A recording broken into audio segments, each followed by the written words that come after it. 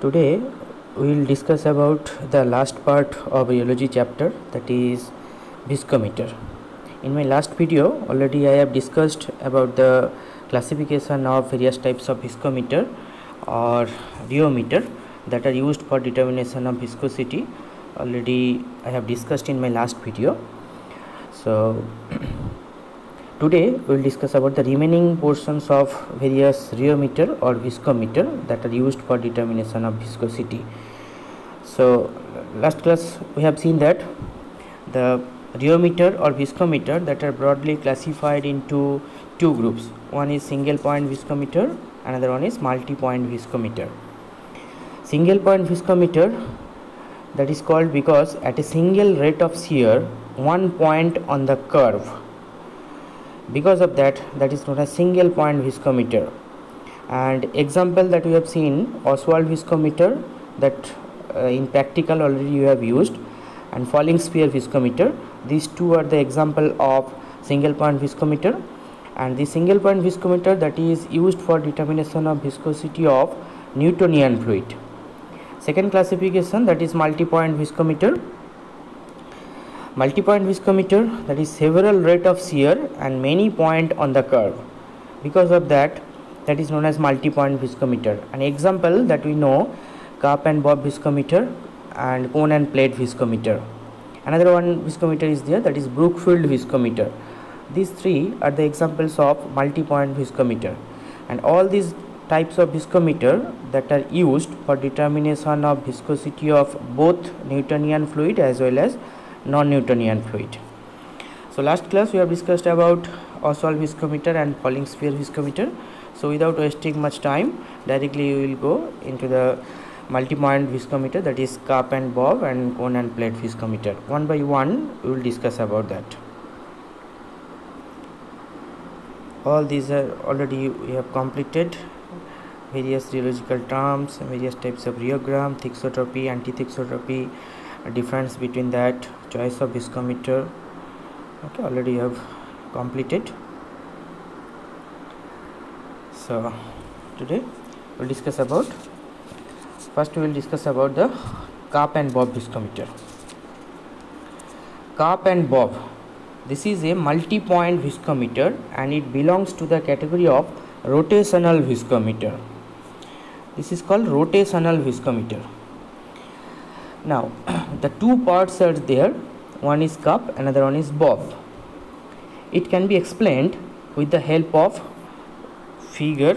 This is the figure of cup and bob viscometer. The sample that is placed in the cup and the bob is placed in the cup up to an appropriate height. Now the sample is accommodated in between the gap of cup and bob. Now either the cup or bob is made to rotate and the torque resulting from the viscous drag that is measured by a spring or sensor in the drive of the bob. Okay, again I am repeating. Two things are important, one is cup and bob. The sample that is placed in the cup and the bob is placed in the cup up to an appropriate height. Now the sample is accommodated between the gap of cup and bob. Now either the cup or bob is made to rotate and the torque resulting from the viscous drag that is measured by a spring or sensor present in the drive of the bob. So two things is possible, one is rotating cup type, another one is rotating bob type. If the instrument or rheometer that is revolving cup type, that is known as Couret type or McMichael viscometer, and if it is revolving or rotating bob type, then it is known as Searle type or Stormer viscometer. Searle type or Stormer viscometer. Now the number of revolution, that means RPM, and the torque, these two represents the rate of shear and shearing stress. So RPM represent the rate of shear and torque represent shear stress. Now the following equation one equation that is used to calculate the apparent viscosity of pseudoplastic system. Pseudoplastic system. See that this is the equation that is used for determination of plastic viscosity by using Sturmer viscometer. Sturmer means Searle type or revolving bob type. Eta is equal to kV into W by V. That is used for pseudoplastic system, and here I have given the formula for plastic system, that is plastic viscosity we know, that is capital U. So U is equal to kV into W minus Wf upon V, where U means plastic viscosity, unit is poise, Wf that is the yield value, that we know that in cases of plastic flow, yield value, that is minimum force is required to flow the semi-solid, and the other symbols have the meaning given into that equation. So for pseudoplastic system, the equation that is used, eta is equal to kV into W by V. Eta means apparent viscosity of the liquid or sample, W means weight placed on the hanger, and that is represented the shearing stress, V means RPM, revolution per minute, and that is represent shear rate, and kV that is constant for the instrument. So the main disadvantage of cup and bob, that is plug flow. Apparent viscosity that can be obtained by several points of shearing stress. Now a rheogram can be constructed. Similarly, in cases of plastic system, that can be also evaluated by constructing the rheogram. So in practical, by using directly the we can determine the viscosity of different types of plastic system or pseudoplastic system by using this cup and bob viscometer. Now what is plug flow?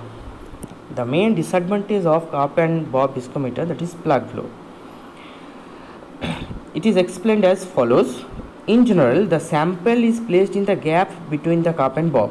Now during evaluation, when the bob is made to rotate, the amount of stress exerted near the wall of the bob is relatively higher compared to the stress observed at the inner wall of the cup. Sure? When the bob is made to rotate, the amount of stress exerted near the wall of the bob that is higher compared to the stress observed at the inner wall of the cup. Or also you can say that different stresses are being exerted across the sample which is present in between the cup and bob. Hence the reading may not represent the stress on the entire sample. One example that we can give, that for example one plastic system, below yield value the apparent viscosity is infinite, but above the yield value it possesses a finite plastic viscosity. When the bob is made to rotate at lower rate of shear, the stress closer to the rotating bob may be higher than yield value, but at the inner wall of the cup the stress may be below the yield value. So the material at the inner wall of the cup remain as a solid plug. Okay, so this is all about cup and bob viscometer. Next is cone and plate viscometer. Cone and plate. Cone and plate viscometer is having some advantages. What?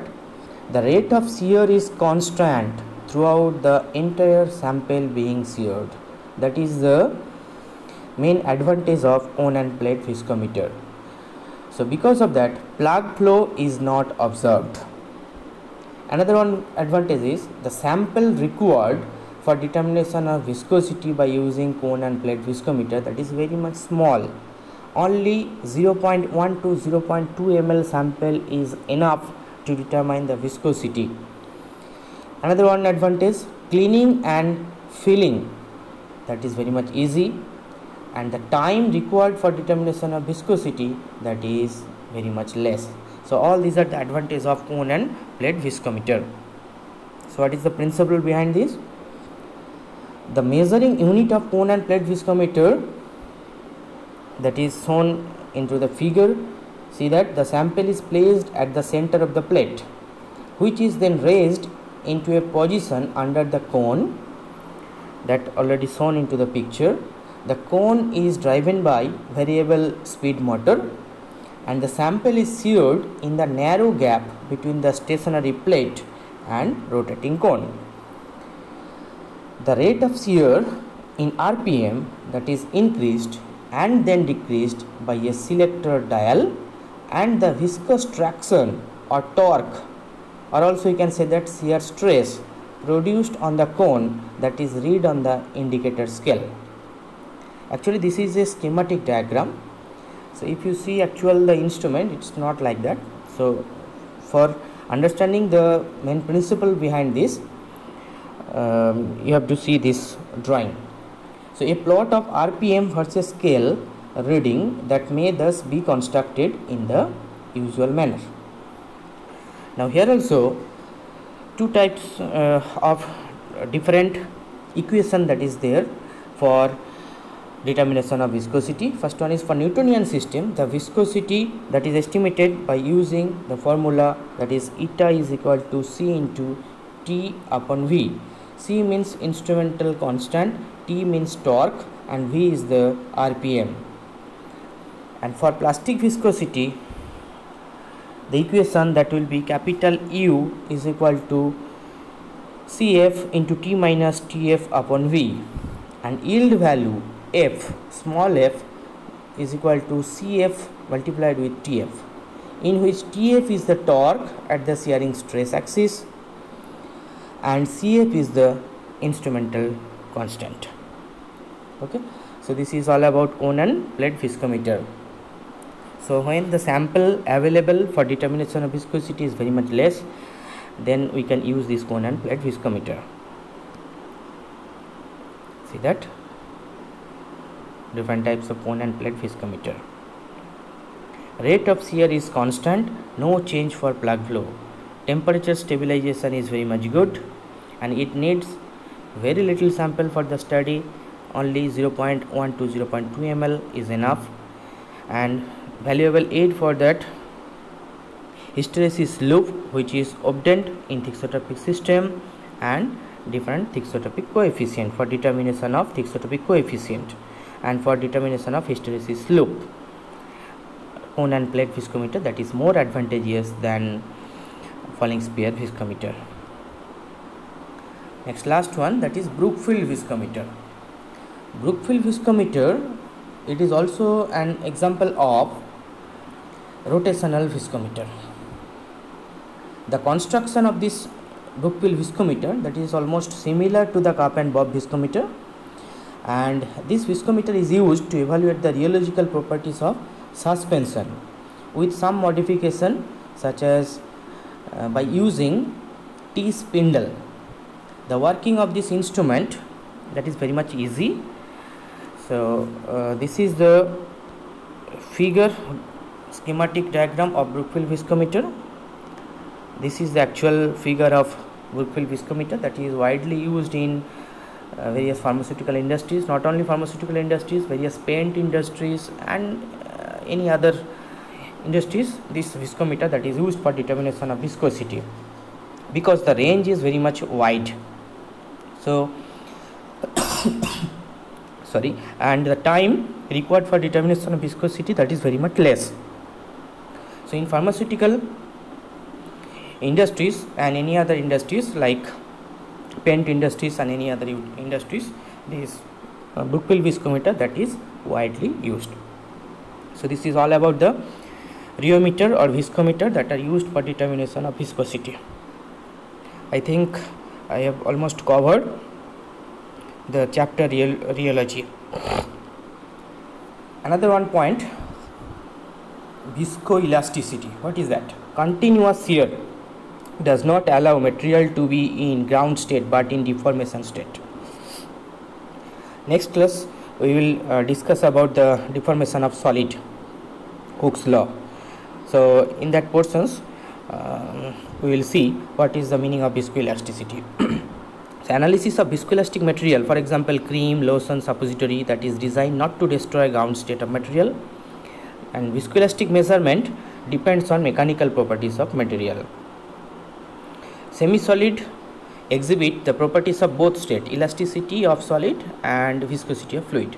So viscosity of Newtonian fluids, that already you know, that is expressed by the equation eta is equal to F upon G.